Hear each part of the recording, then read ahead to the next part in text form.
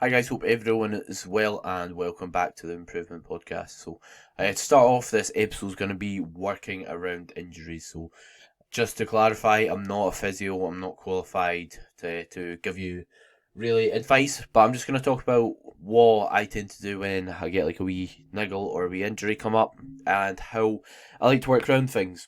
The reason this sparked or I got this idea to the podcast is I tweaked my pec the other day in the gym, so just started a wee bit doing dumbbell pressing.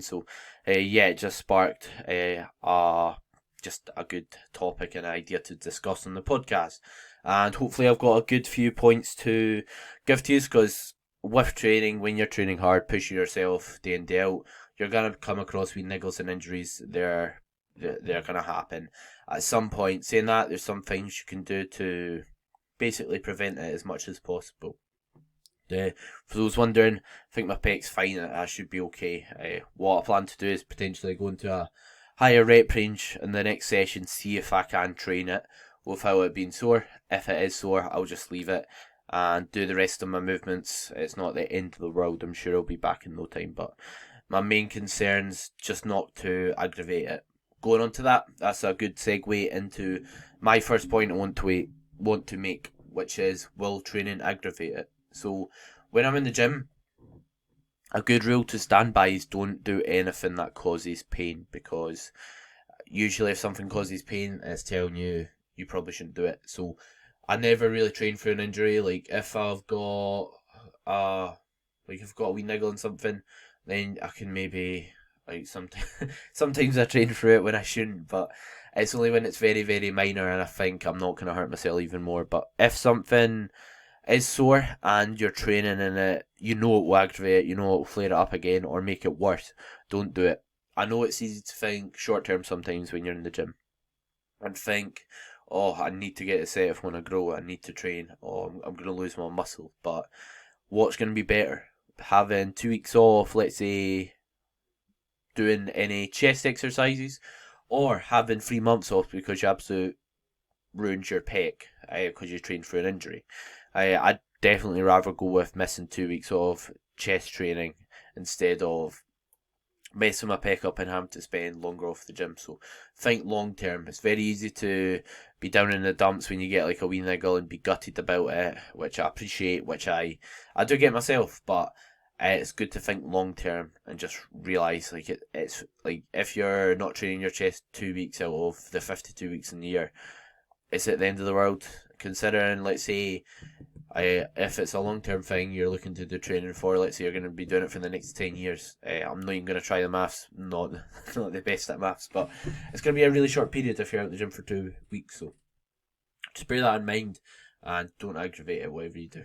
So, next up, something that I look at if I've got like a wee niggle or something I'm working around is my rep ranges. The reason being is if, let's say, I've got a sore knee, and it usually tends to be sore when I'm doing like my top set or my lower rep set during my session. Then it's a good idea to maybe start with like a higher rep set. Or one, you could start with a higher rep set. Two, you could even not even do a lower rep set during the session for a wee while. The reason I think like a higher rep set's a good idea is loading will be less. So if you're doing more reps and training to failure, you're not going to be able to lift as much weight. So loading will be decreased. So whatever your injury is or niggle is, you won't have as much weight on it, or you probably won't aggravate it as much. In my opinion, that's what tends to work for me and tends to do me a lot of good. And also, higher rep work gets more blood into the muscle, and I find a muscle with a lot of blood in it is a safe muscle and a muscle that just works and functions well and is not going to get injured.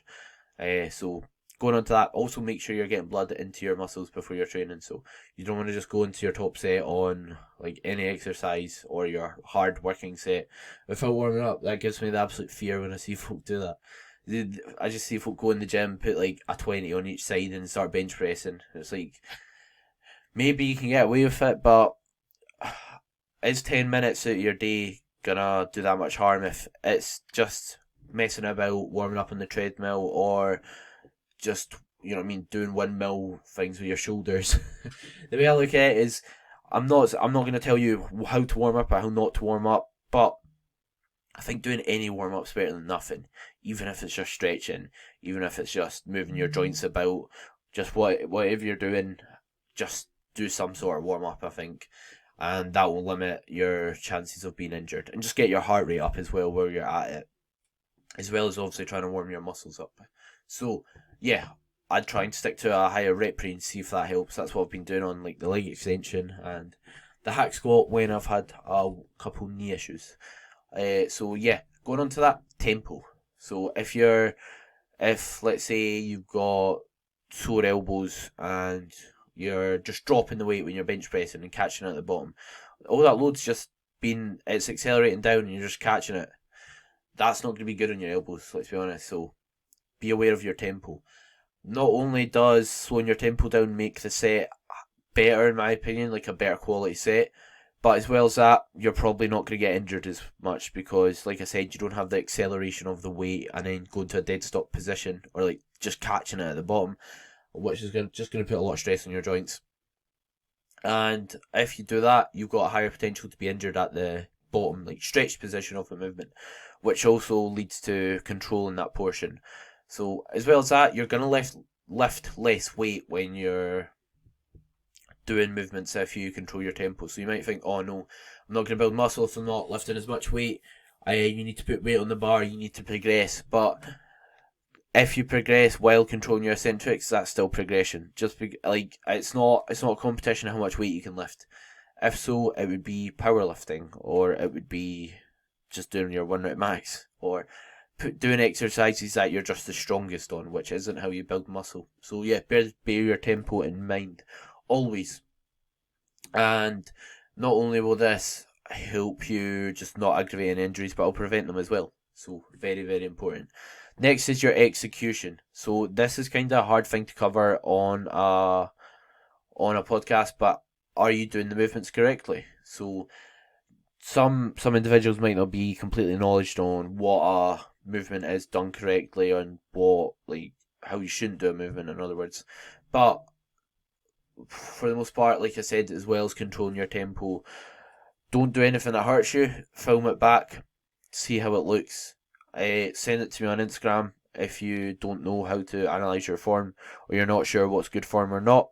But for the most part, when you're doing any exercises, you shouldn't look like a dog taking a shite, first of all, if you're doing any back exercises or deadlifting or squatting.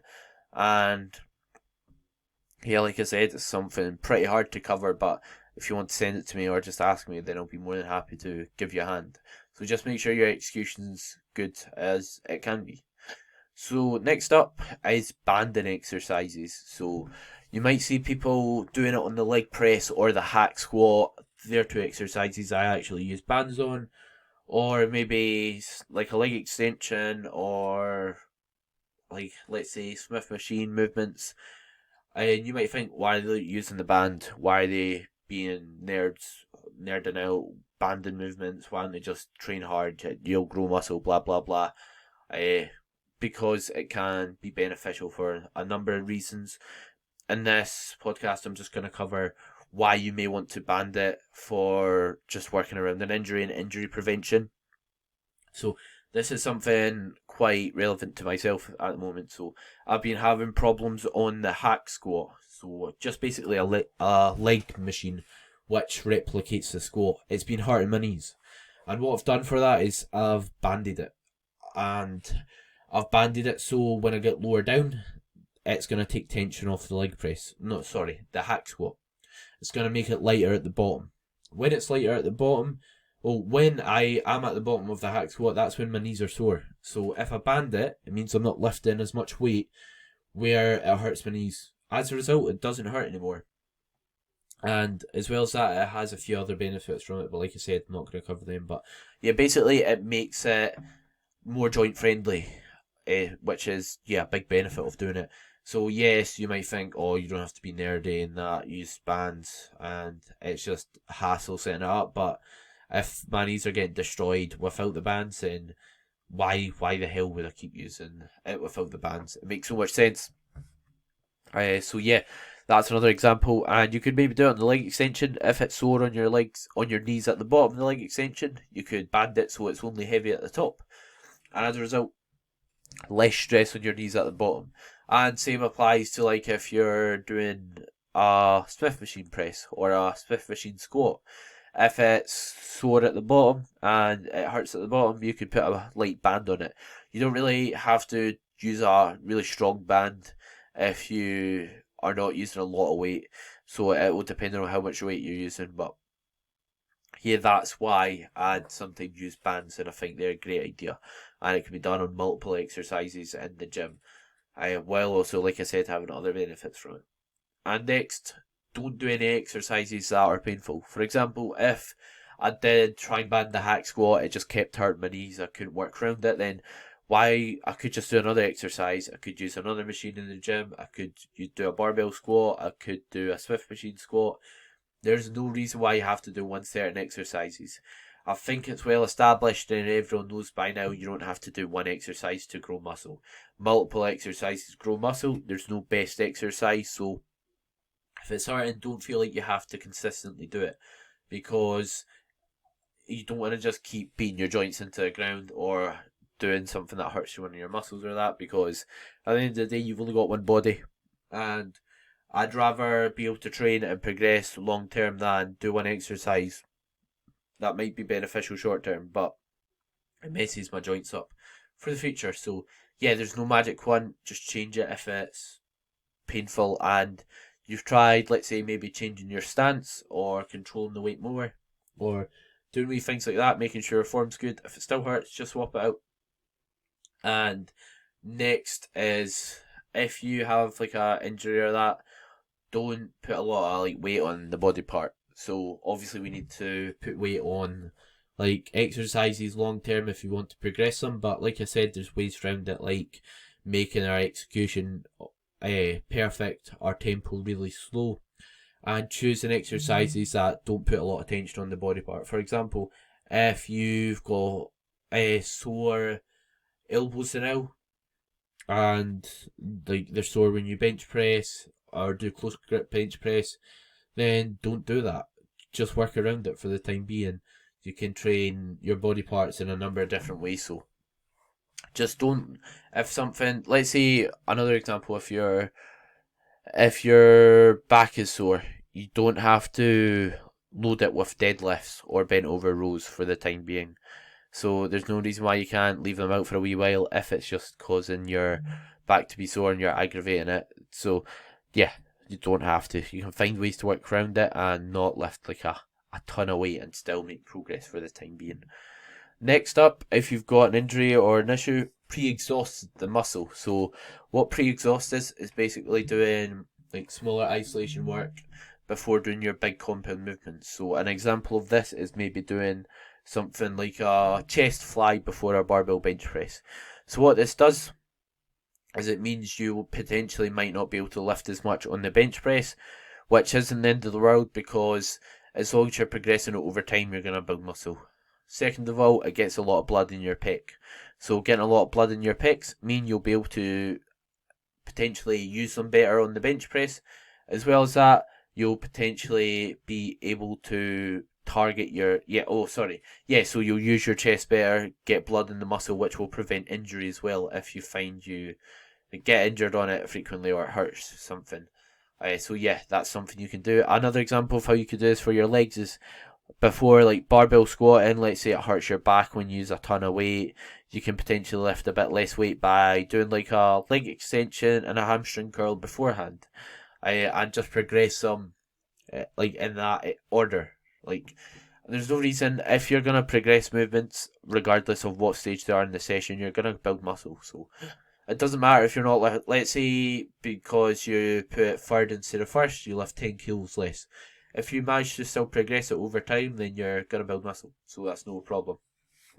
And perform safe movements. So if you have like a movement in your program that you believe is like high risk to aggravating an injury, again, let's say a deadlift, you find that a deadlift is quite risky because you know that's what hurts your back frequently.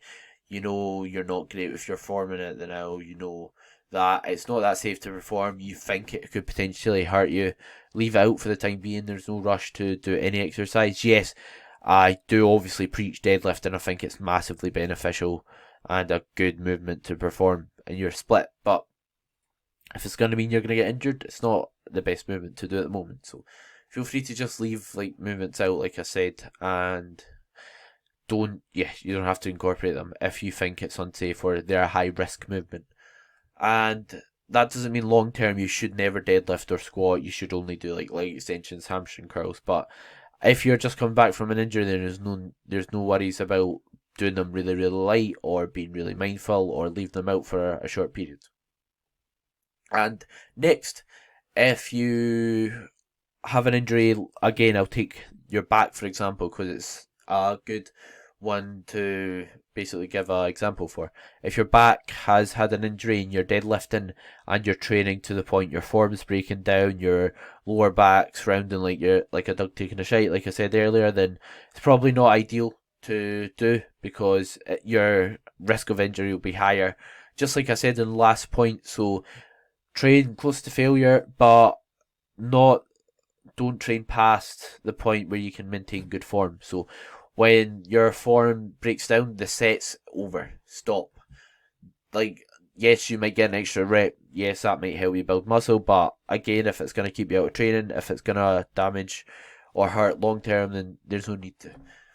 And after that, be patient. So it's hard to think long term sometimes. Sometimes it's really easy to think, oh, I need to do this. I'm not going to build muscle. But you've got all your life to train, or a large portion of it. So don't worry about having to miss out the deadlift once a week and not do it. Same with any other movement. Be patient. Let yourself slowly come back to training if you are working around something. Don't rush into it because if you rush into it, you might just set yourself back again and just be in the same position before.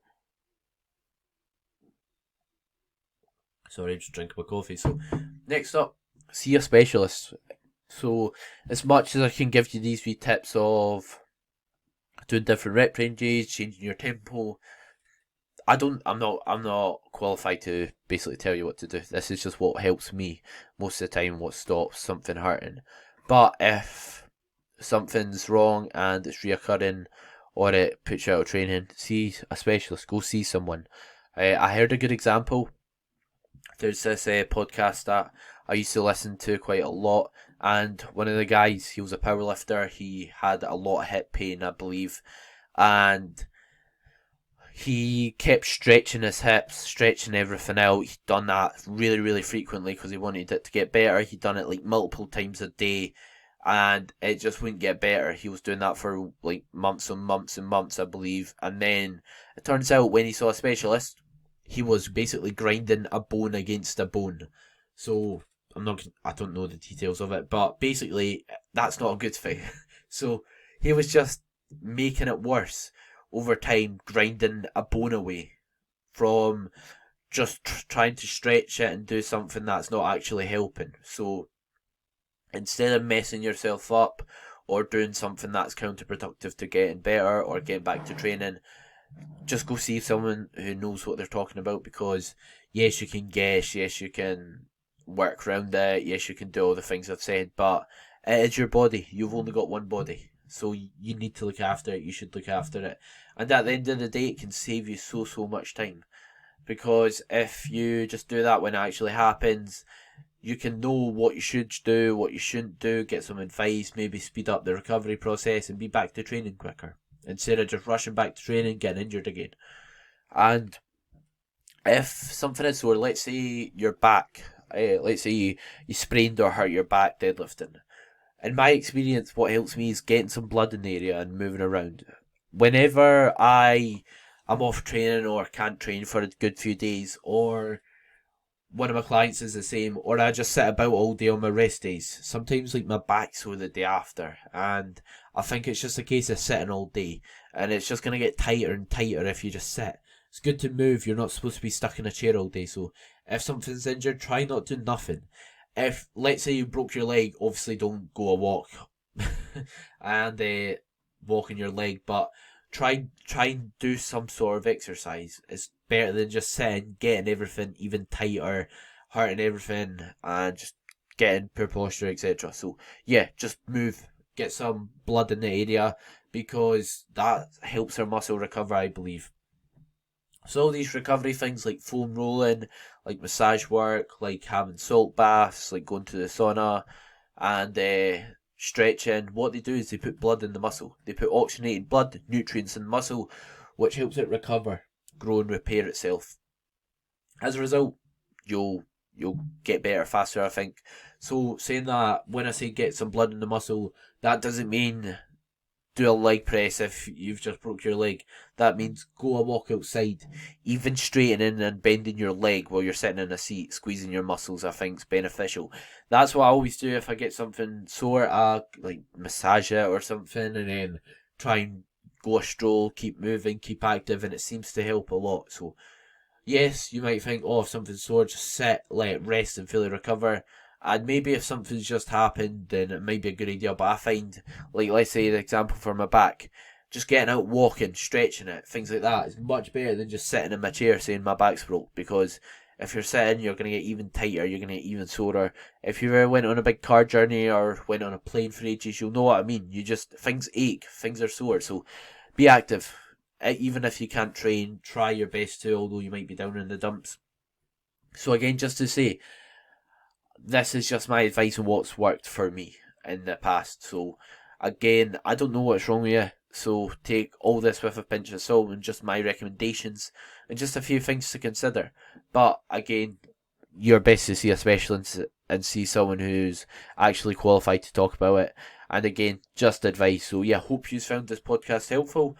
If you did enjoy it, share it in your story and tag the Improvement Podcast would be greatly appreciated. And yeah, hope everyone has a great day whenever they're listening to this.